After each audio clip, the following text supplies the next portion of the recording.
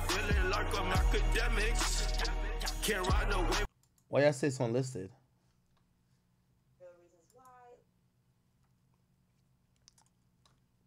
Oh.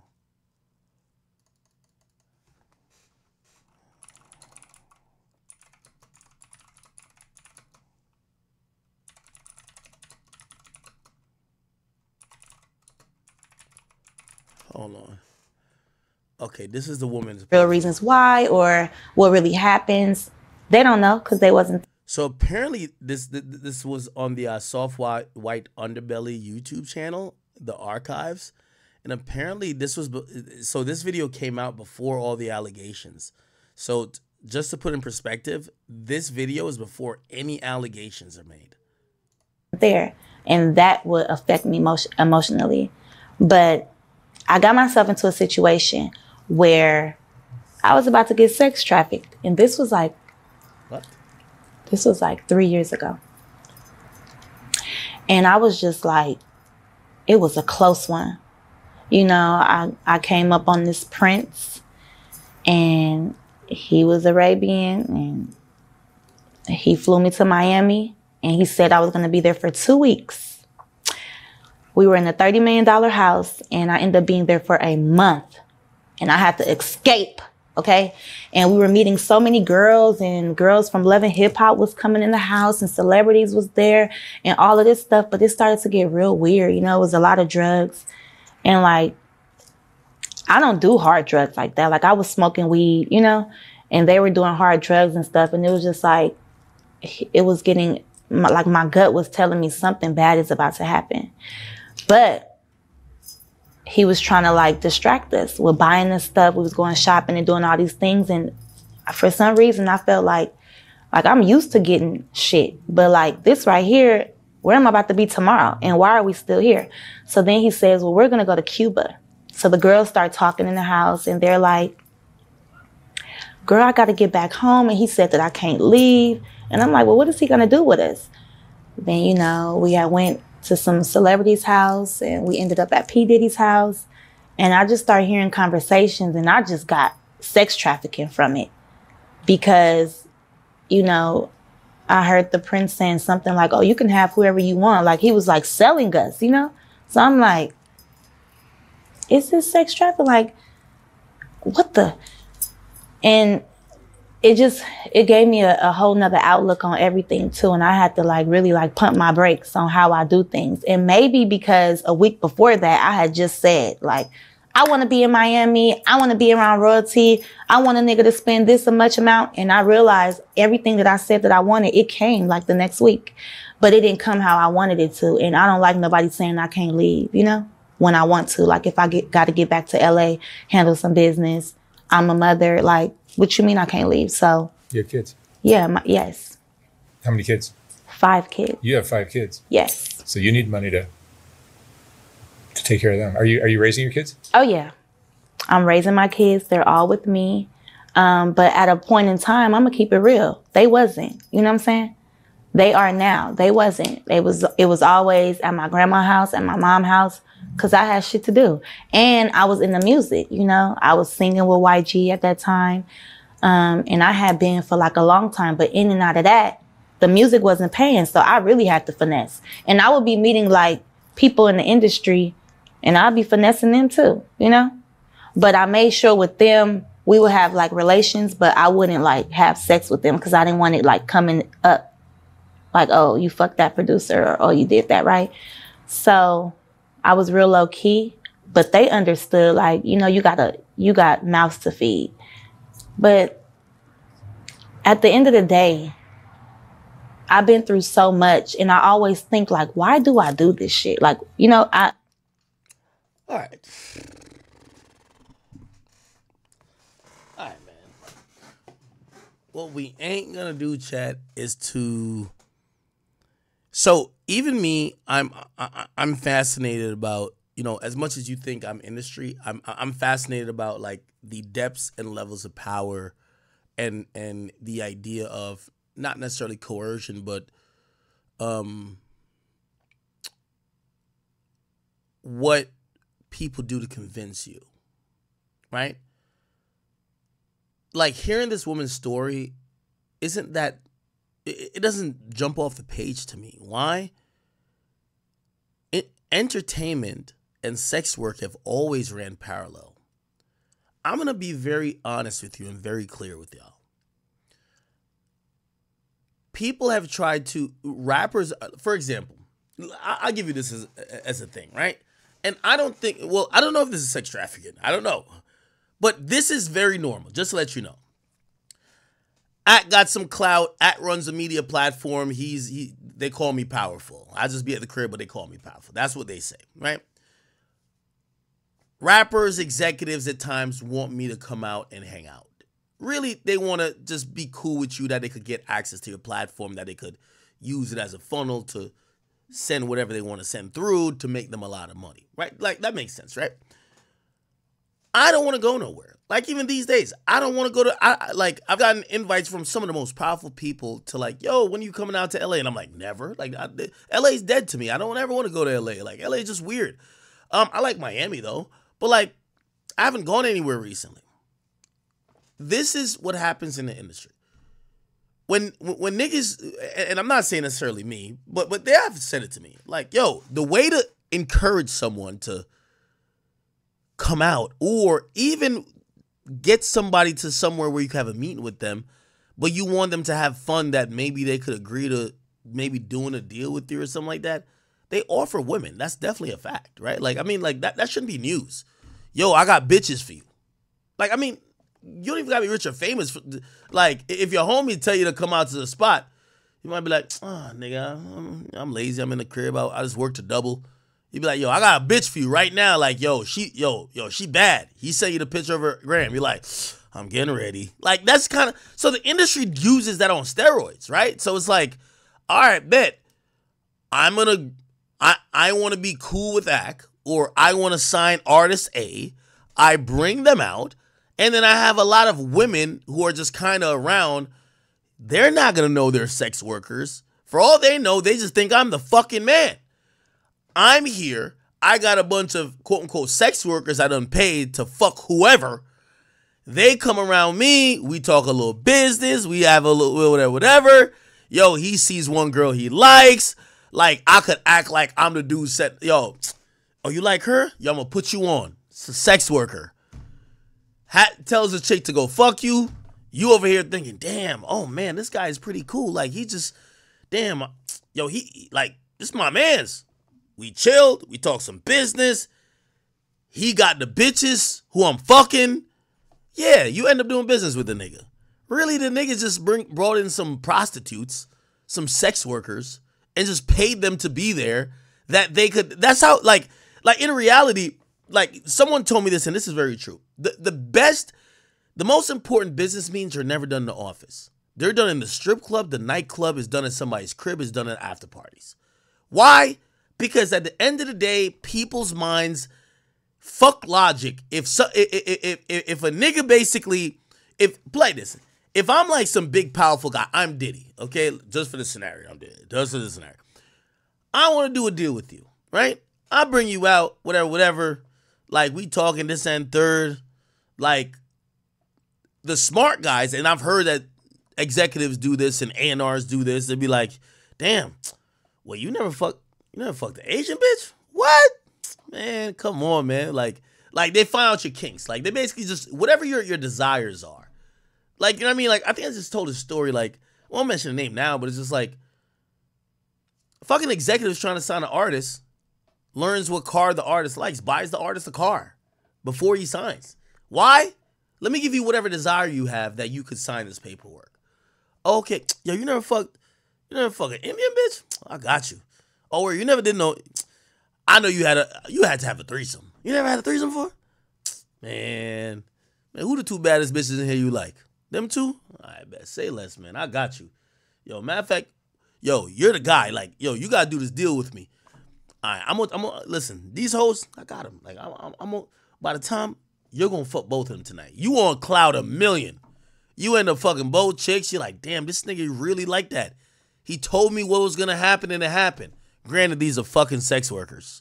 They were gonna fuck any nigga. They would have fucked a fist that night. They didn't give a fuck. But It's part of kind of the gig. You lure people in by offering money, gifts, cars, women.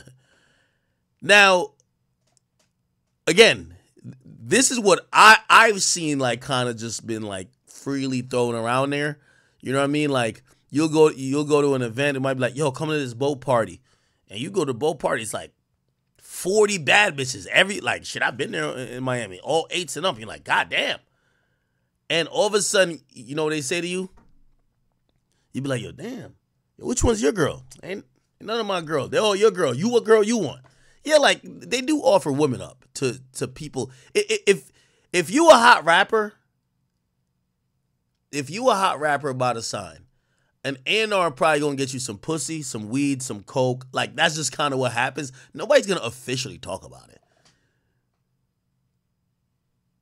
Like, what do you think happens when, like, every artist has this memory? Every new artist, and you got to be a person connected to an artist for you to understand what I'm saying. Every new artist, 100%, every new artist has this memory of them supposedly just signing or about to sign, especially if they were getting now. I won't name specific record labels because, shit, I used to have some business with them. But, like, even Capitol. If you were signed to Capitol back in the day, you had to do that LA trip. Y'all always staying at the same hotel. And if you had somebody who was in A&R trying to kind of court you or whatever the case is, you show up with maybe your mama or your daddy or maybe your uncle from the block. Then you bring like 3 or 4 of your homies. It's you and 3 other dudes. They want to show you a good time. They want to show you LA's lit. Bro, they're not just going to bring you out to the open market and let's see what happens. Bro, they get a couple of bitches to fuck you. That's how it works. Be like, all right, the same bitches fuck the same rappers. And then you know what they do? They be like, yo, okay, all right, cool. Well, as soon as you get there, and that's another thing that nobody will admit. Yo, you could ask your record label to get you coke, pills, everything. Trust me. But no record labels, like, that's not in their official job title. Nobody's gonna admit that. Like, oh yeah, I used to get my artist pills. Like, fuck out of here. Like, no record label's gonna tell you that. But they all have done it.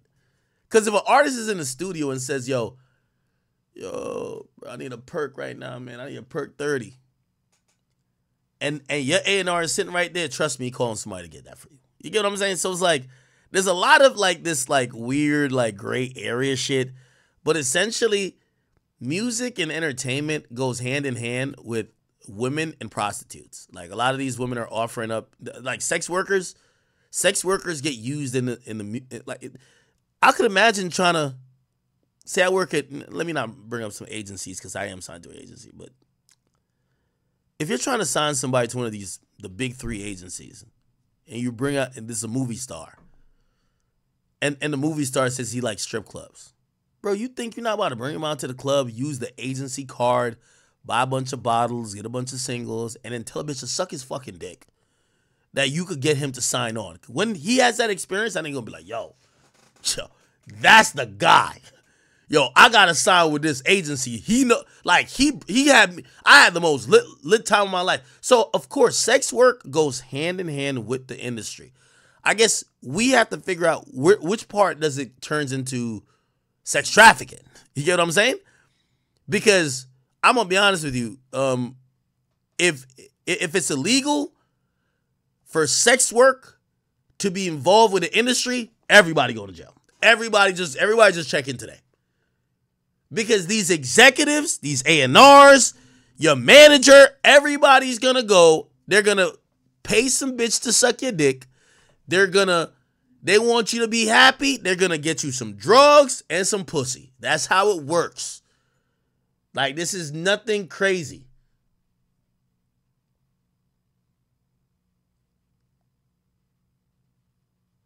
Now, I'm not speaking for because I see some, like, I'm not speaking for every woman, but like, I'm only listening to somebody said I should listen to the whole part. I only see this 3-minute part. I'm listening to what she said, and it sounds like a woman who probably was just getting offered up to the industry. I don't know if that's sex. It feels like it's sex work. I don't think it's sex trafficking. I don't know. I don't know. But yeah, women like this get brought to, yo, when you're in the industry, you show up to a party, There's 30 girls. There's 8 dudes. All 30 girls got some type of incentive to be there.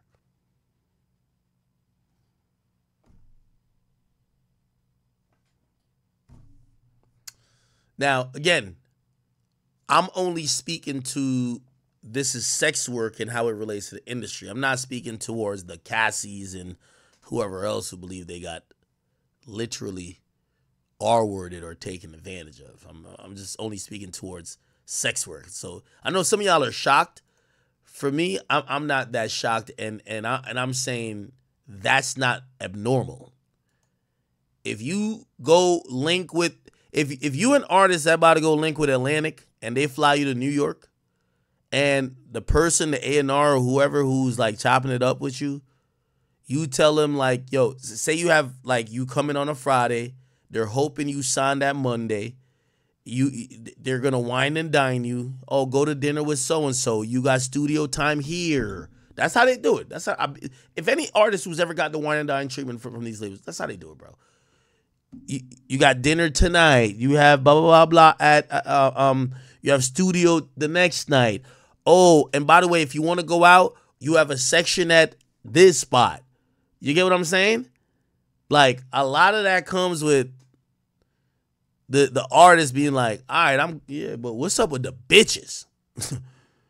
and they these labels know how to appeal to black men. And I'm not gonna say black men, just men. Oh, the bitches? What type of girl you like? All right. Now, if that's extravagant, as I said, lock the whole industry up. Because they use sex and drugs to get every artist. That's a fact.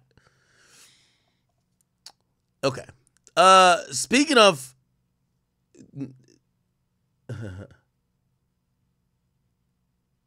you seen what?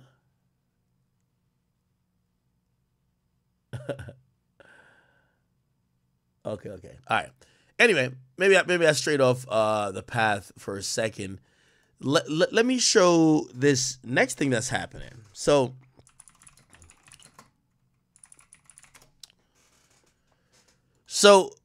again, and this is making some of the accusers, again, you know, this doesn't reflect on Cassie, but the rest of these people who are making accusations, this is going to reflect on them. So one of the accusers for Diddy, their lawyer wants to drop them. Imagine that. Every lawyer, for the most part, Chad, these lawyers are doing this pro bono. If right now you say your asshole hurts and the last thing you remember was taking a drink from Sean Combs in a Diddy party and your asshole still hurts 15 years to the day every time you take a shit, they're going to be like, let's sue him. Let's get it going on. Maybe we could get some type of settlement. Now, maybe not the $30 million that allegedly Cassie got, but maybe you could get, I don't know, $300,000, $400,000. Fuck it. Still money, right? So these lawyers are doing it and are representing the majority of these clients because the way it usually works is like they get like a third or something like that, right? It's like a third. So if you get $300,000, they get $100,000. And in reality, they have no plans of going to trial. They just file some crazy complaint, do maybe like $3,000 worth of paperwork after that in terms of build hours. And they hope that the motherfucker settles, right? And give us $300,000, we bust it down. That's a good profit. Now, these lawyers are doing most of these cases for free, and these alleged victims are getting lawyers for free, so it's like a thing that just won't stop. Except in this one situation, the lawyers of this victim says they don't want to be a part of this shit no more. Now, the alleged victim's name is the victim that goes by the name of, where's her name? Andrea English. Her attorneys are saying that they want to withdraw as her lawyers because they're saying there's a breakdown in attorney-client relationship and they're citing irreconcilable differences. Now, you usually see this term in marriages that are failing. Like, oh, we got irreconcilable differences. We cannot continue. Now, if you read between the lines, what you're going to realize is that it appears that this goddamn law firm is starting to have some doubts about the veracity of some of the things that this person has claimed. Nevertheless, that's not the only thing. It appears that the law firm wants to back out because they're advising her we should do A, B, C, and D, and she's saying, no, I want to do E, F, G, H. And they're saying, well, if we're telling you to do this and you want to do this, we get it. We're your lawyers. But remember, they're not really getting paid. And then for all these people, their reputation's on the hook, right? They want to be able to put on their little website, yo, we got this person, this amount of millions or this amount of thousands by suing Sean Combs. They don't want to be embarrassed by saying they filed a frivolous lawsuit that got eventually dismissed. So they have some type of skin in the game where they don't want these lawsuits to just go by the wayside. Also, they're realizing that, this client is biting off a little bit more than they could chew. So they want to jump off the boat because they just feel it's not worth it, most likely for them, for their reputation.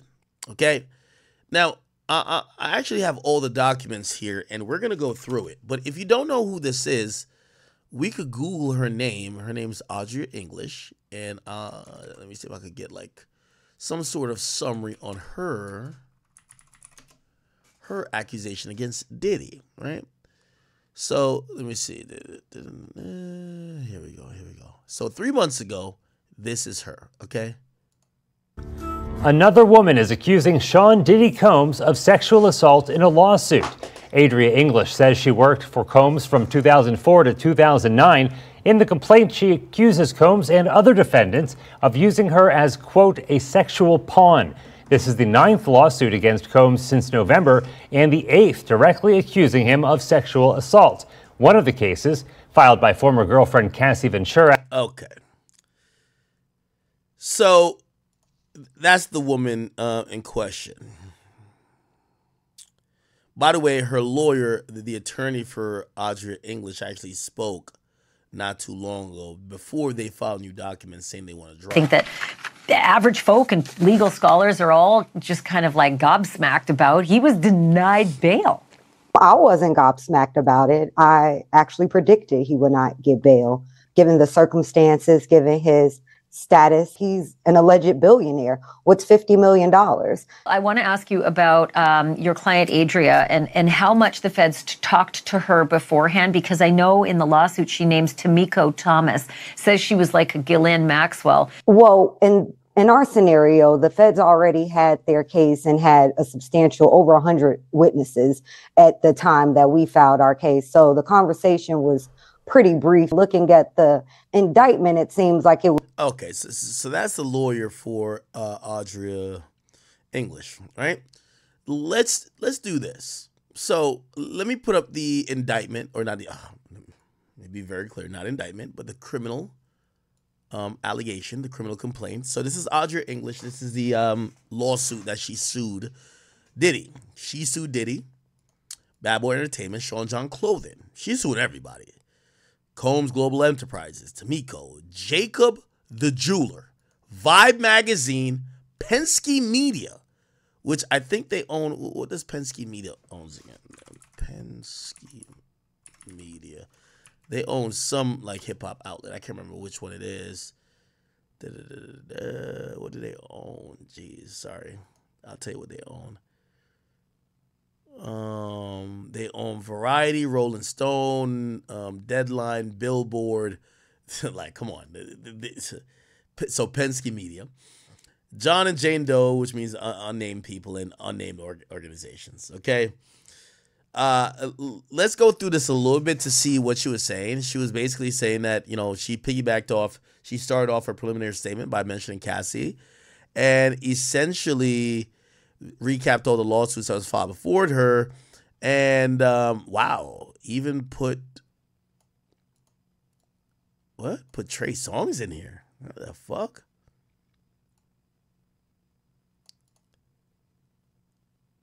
What the hell? I didn't even name Chris Brown. Oh my God. They were batting for the. So this is one of those where, like, you could tell, with all due respect, it looks like a lawsuit that's filed off of looking at the media rather than some intimate shit. Like, come on, they're putting Chris Brown in prison clothes, putting Trey Songz. Like, come on, bro. Okay, let's go to her allegations really quickly. So they cite this Gender Motivation Act, and then they say the parties, and look who they put. They put Sean Combs with Cassie, even though Cassie's not the defendant, right?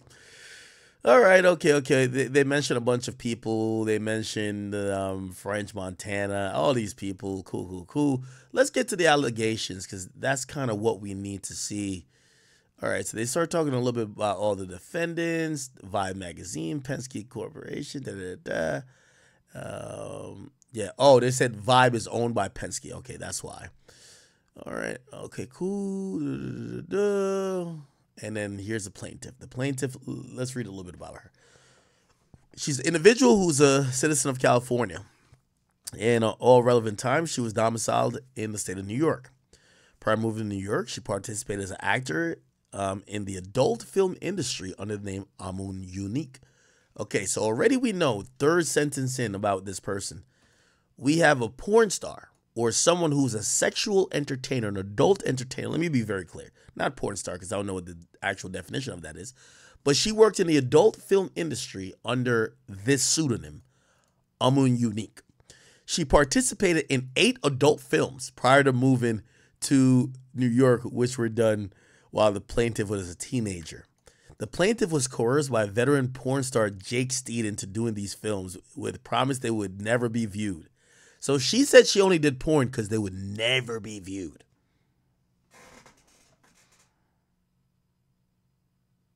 Okay. Now, I don't even know if I could, I might take this off the screen. She was in Booty Talk 4. Booty Talk 4.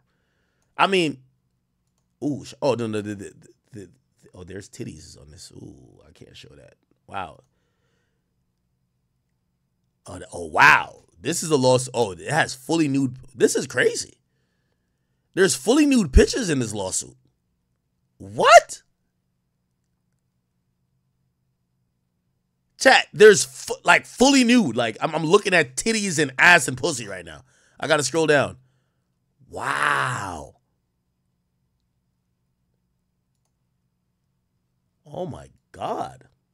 Plaintiff moved to New York from California to evade.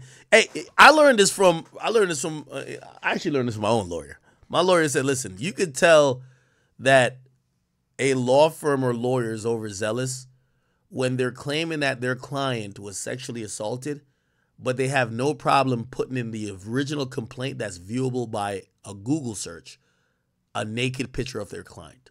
Think about it. If you're saying that this person's traumatized by the fact that they were sexually assaulted, that they went through this traumatic moment, that they were exploited, this and third, why would you file a lawsuit and just put a picture of your client naked? Keep in mind, if any pornographic videos or pictures of your client that you have, you could always file as a Jane Doe to hide her identity. You could not put the picture and wait till court. You could have the pictures filed in as exhibit, but in seal. You put a naked picture in a complaint because you want people it's like a blog post. It's salacious. You get what I'm saying? You're not trying to protect your client. You're trying to make the blogs. Okay. Plaintiff moved from New York to California to evade the disappointment of her family when they discovered she was acting in adult movies. As plaintiff was led to believe the adult movies would only be seen and purchased abroad, therefore difficult to be viewed by those who don't knew her personally. I believe her. Plaintiff moved to New York, destitute and homeless, with her then boyfriend, starving up and coming model Anthony Gallo. While plaintiff and her boyfriend auditioned for modeling gigs across the country, plaintiff began to go-go dance at a Hustlers nightclub. I can't show you as I'm reading because there might be porn that pops up. On her blah, blah, blah, she attended an audition for Sean John's modeling campaign where the plaintiff accompanied her. During the audition of the modeling, Gallo was asked to perform fellatio on Combs in order to book the modeling campaign. Okay. Wait, what the fuck? Hold on. Time out. Wait, hold on. She said during the audition, another model and the boyfriend of this woman suing were asked to give Diddy head. So Diddy requested head from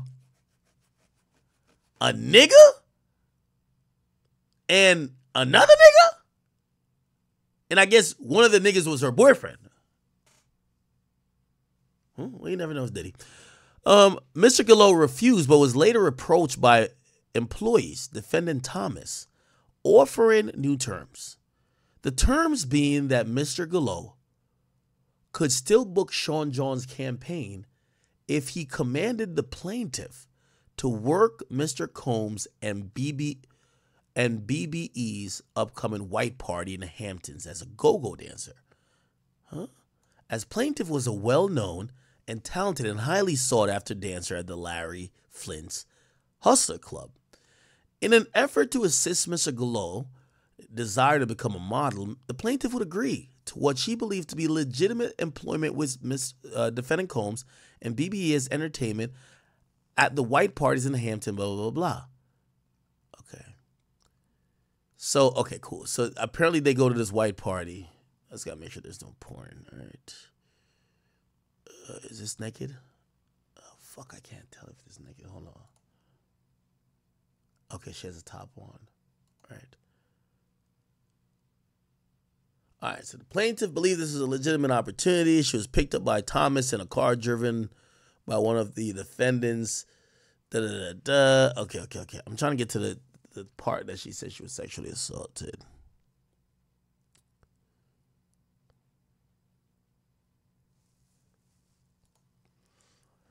Plaintiff's outfit in the above picture was provided to her uniform.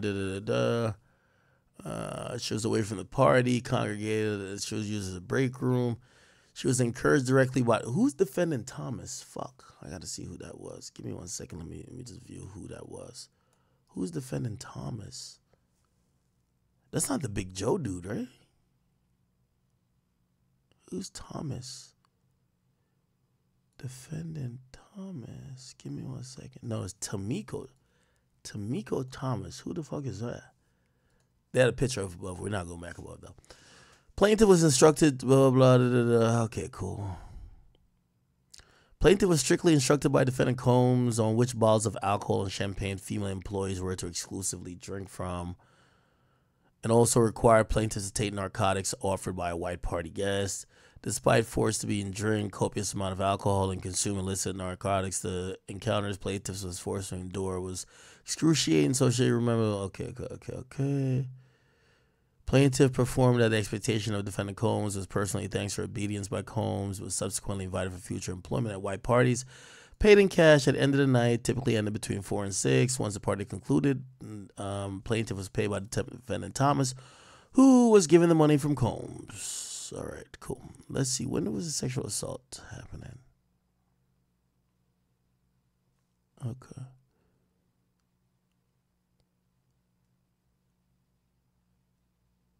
All right, this is a long-ass lawsuit.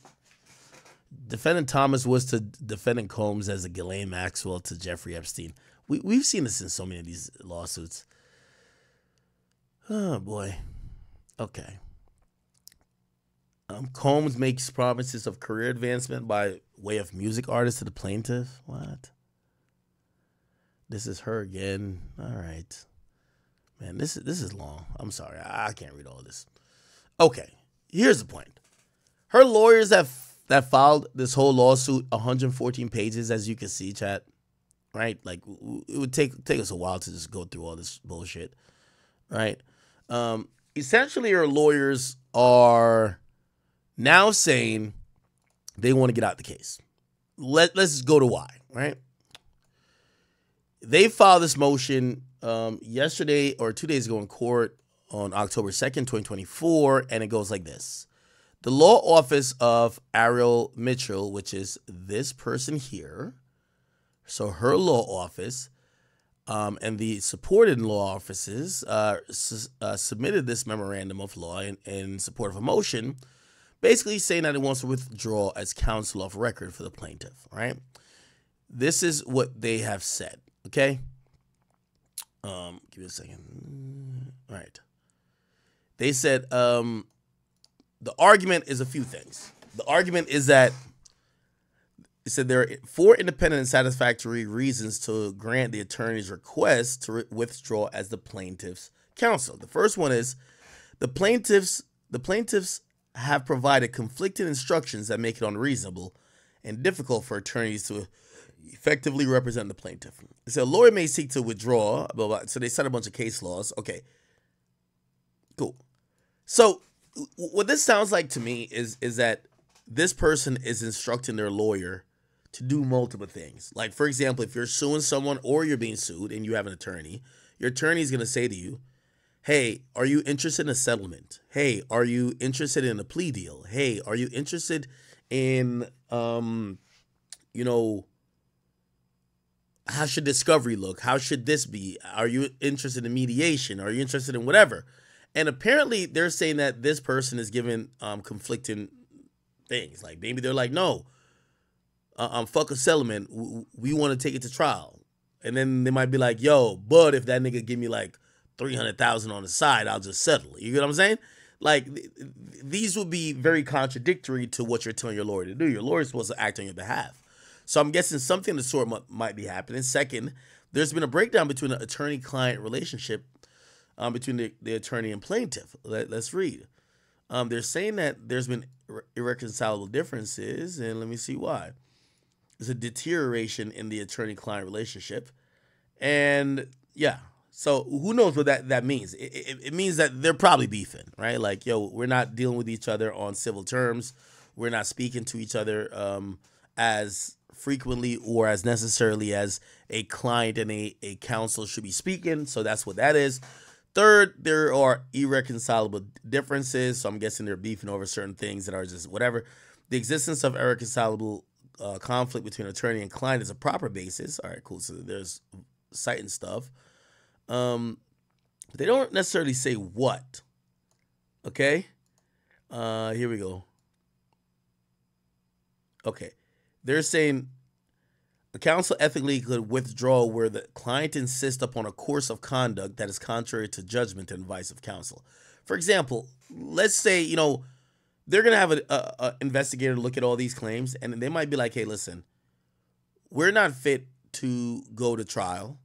We're not fit to demand certain things. Let's get a settlement through mediation, or let's go about a certain way. Clearly, the person who is the plaintiff is telling them to do things that they don't believe is in the best interest of a client they represent. So they have a fundamental disagreement there.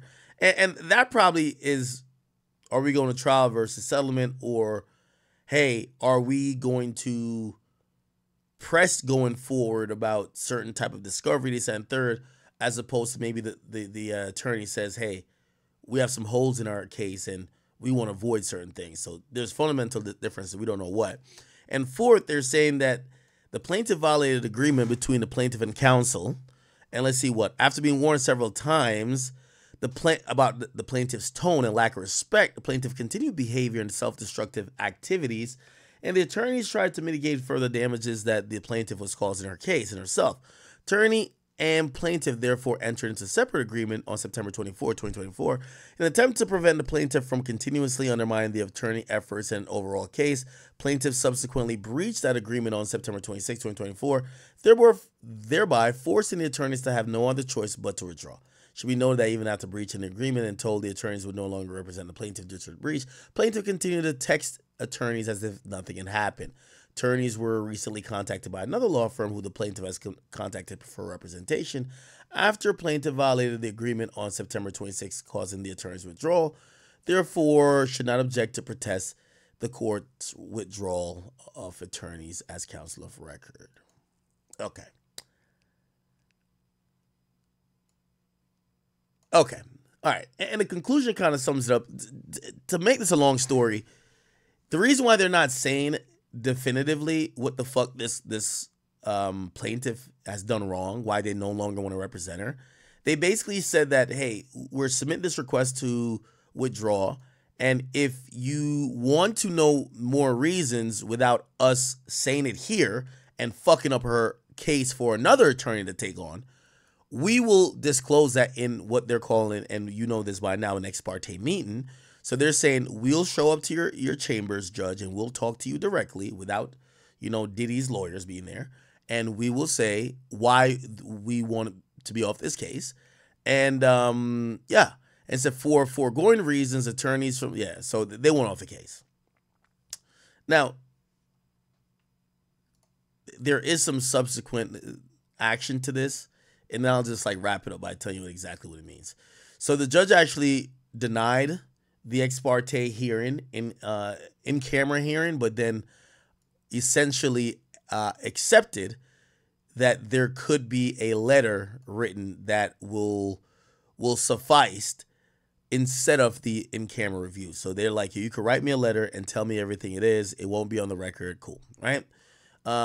Essentially, this person or this law firm pretty much will be allowed to be removed. Again, the thing with lawyers, once they sign an agreement and they enter in as counsel, they can't just say, we quit, even if you're not paying them. They can't say, we quit. They have to submit motions to the judge for the judge to say, hey, you're allowed to not represent this person anymore. Okay. What do I think is happening? It's clear that this is full of shit. You know what I mean? This attorney, from my understanding, clearly doesn't feel like this case has enough merit. This person has enough intelligence or respect that they want to represent them. And they probably feel like their own reputation is going to take a hit if they listen to the client as opposed to the client listen to them. And if it's a situation where they're that much divided, it tells me that this law firm is probably done its due diligence and realizes that certain parts of this person's case is fully cap. And if they double down and try to stand on it and it gets proven otherwise that it's fully cap, they will look incredibly stupid. So you know what they're doing? Yo, we're not going to do that. What we're going to do is essentially just respectfully back out of this case, which then puts it and leads it into the question or the statement I was trying to say. If this person, or now we have two particular cases that might just be cap. Now, granted, there's hundreds of cases, or at least 100 other cases that might have merit against Diddy. But what we're seeing now is like these frivolous cases. The attorneys don't want to spend the elbow grease or the additional money to really investigate these things, especially since Diddy isn't just giving out easy settlements anymore. They're going to have to work for it. They're going to have to really take this shit to court. And I think they're all evaluating these alleged plaintiffs and saying, some of y'all, we ain't going to win no money with y'all, so we're getting off. Doesn't mean that Diddy's innocent. Just means that some of the liars and some of the perpetrators and some of the people who might not have a case should be worried about their own lawyers calling them out, okay? So that's the second thing. And I think that might be all I had for this Diddy case, because I ain't gonna lie, I feel like I've exhausted. We talked 4 hours about Diddy. Jesus Christ. I feel like I'm at a fucking freak off. Now, last thing on Diddy.